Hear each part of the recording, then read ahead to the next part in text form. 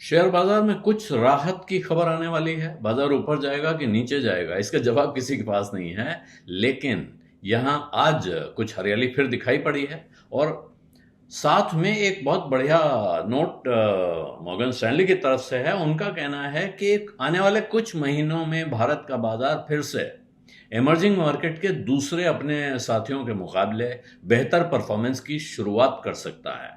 और उनका कहना यह है कि जो अभी पिछले दिनों ग्रोथ में जो स्लो डाउन हुआ है, अर्निंग्स का प्रेशर है, इस सबसे इन्वेस्टर्स का विश्वास थोड़ा हिला हुआ है। लेकिन ये वक्त बहुत दिन रहने वाला नहीं है। शायद अब दिन फिरने की शुरुआत बहुत नज़दीक है। और जो प्रेशर अभी दिखाई पड़ा है कुछ दिनों से बाजार में भारी बिकवाली का, उनका मानना यह है कि अब कुछ समय में जब भी ये करेक्शन जिसको वो कह रहे हैं कि यानी बाजार में जो गिरावट का सिलसिला है, जब भी रुकता है, इसके बाद जब वापस शुरू होगा, तो उसके बाद हो सकता है कि जो लोग इस वक्त बाजार में इन्वेस्ट कर रहे हैं, जो लोग भारत में शेयर बाजार में पैसा लगा रहे हैं, उनके लिए ये एक बड़ा अच्छा सुनहरा मौका साबित हो सकता है, बशर्ते इंटरनेशनल जो क्यूज जिसको कहते हैं ग्लोबल क्यूज या बाकी दुनिया से आने वाले संकेत, वो अचानक कोई ड्रामेटिक गड़बड़ ना दिखा दें, यानी कि कोई नेगेटिव सरप्राइज वहां से ना आ जाए।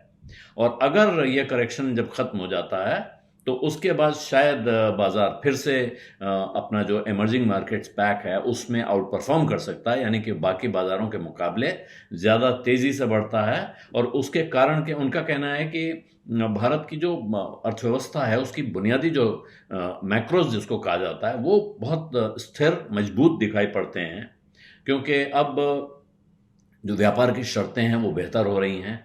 साथ में जो घाटा है सरकार का वो कम हो रहा है, और महंगाई की चिंता भी कम से कम होती जा रही है। ये कारण उनका कहना है। और साथ में वो कह रहे हैं आने वाले 3 से 5 साल में, यहाँ से अगले 3 से 5 साल में भारत की जो कंपनियां हैं वो मिड टू हाई टीन्स का मतलब हुआ कि 13 से 18 तक टीन होता है, मिड मान लो 15, तो 15 से 17-18% तक के बीच का ग्रोथ वहाँ सालाना ग्रोथ दिख सकता है।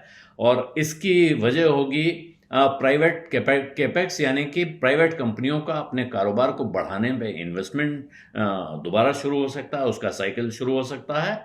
और जो कॉर्पोरेट बैलेंस शीट है, जब ये करेंगे तो उसकी वजह से वहाँ वो कर्जा उठाएंगे और वहाँ रीलेवरेजिंग होगी। ये बाजार में सुधार को जन्म दे सकता है या उसको तेजी दे सकता है, ये उनको दिख रहा है। दूसरा, उनको लगता है कि कंजम्पशन भी दोबारा शुरू होगा, यानी कि अब जो शेयर बाजार नहीं बाकी बाजारों में खरीदारी का सिलसिला, लोग खर्चा करेंगे, इसके संकेत मिलने शुरू हो गए हैं।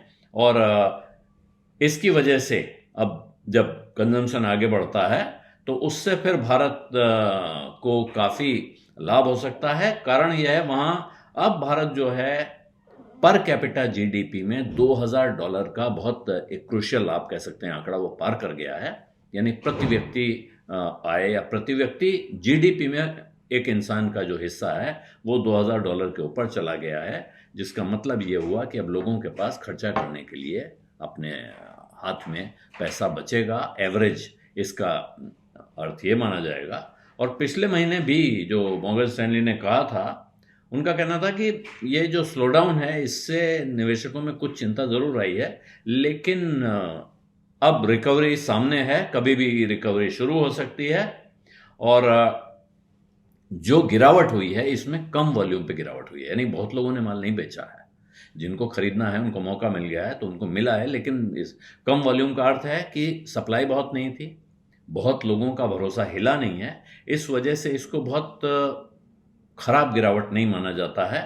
और इस वक्त वो रिस्क रिवॉर्ड के लिहाज से देखें, यानी जितना जोखिम आप ले रहे हैं उसके मुकाबले क्या कमा सकते हैं, तो बेहतर स्थिति में इन्वेस्टर है जो इस समय पैसा लगा सकता है।